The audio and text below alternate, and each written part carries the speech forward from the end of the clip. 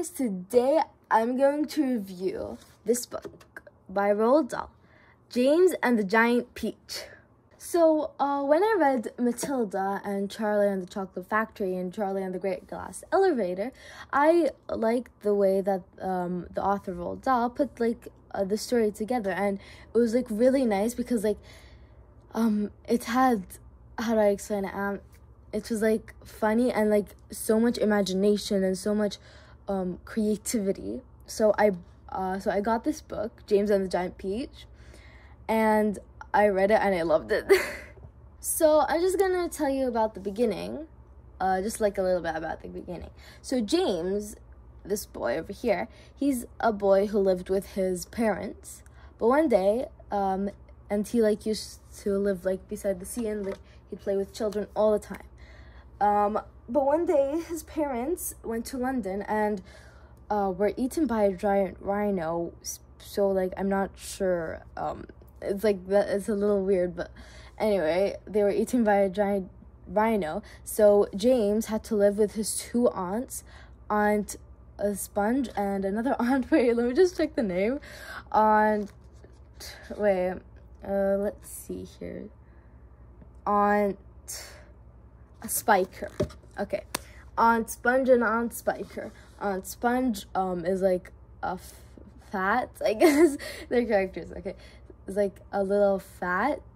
Okay, not really a little. She's fat. And Aunt Spiker is really really thin and tall, and is just basically skin and bones. So yeah, and they were really mean to James. So James is basically living the life of Cinderella.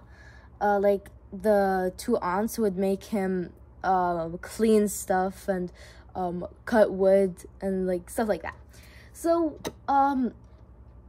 also in the garden of their house, there was a peach tree, but it never grew any peaches. So it was just a tree, but just alive, but not growing any peaches for a few years. So James was with them for 3 years until something very weird happened to him.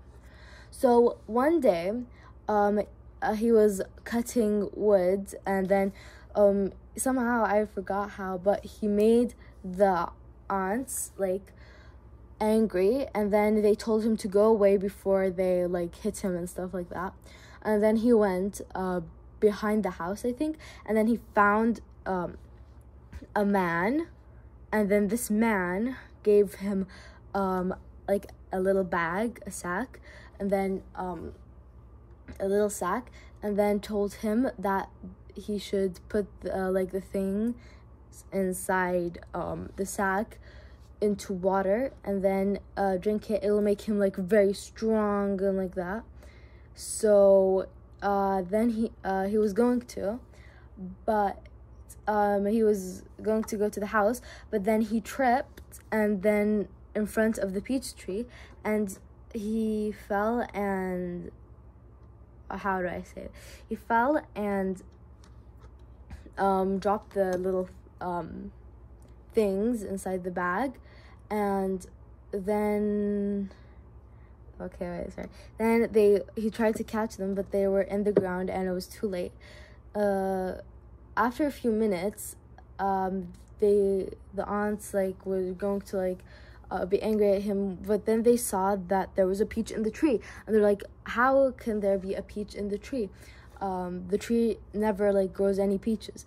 And then they saw it, and the peach began getting bigger and bigger and bigger, and then it was so big, it was as big as a house. And then they're let's eat it. But then they got an idea on how to make money, and told people to pay them to come and see the giant peach. So at night, the aunts told James to go outside and clean up after everyone who was there. He went, and then he found a little hole inside the peach that was big enough for him to crawl inside or walk inside, I don't know, to just go inside. So he decided to go inside, and he went inside of the peach, and he kept going and going and going until he found like a little area where there was like ginormous bugs. Like there was a grasshopper, there was a centipede, and there was an earthworm and a spider and a ladybug. And then it's like their characters in the story, and they decided that in this speech, we're going to go away, like we're going to run away. We're going to detach the peach from the tree, and we're going to keep rolling down and find somewhere nice to live in, other than the garden of these mean aunts. So the next day, they detached the peach, and they were on their journey, and the book is basically about their journey on how they like went and like all the events that happened. And it's really an interesting book. I enjoyed reading it. It was like exciting. Like you'd never actually know what happens next. That's why I like the books that Roald Dahl wrote, because it's like really interesting, and you actually never know what's going to happen.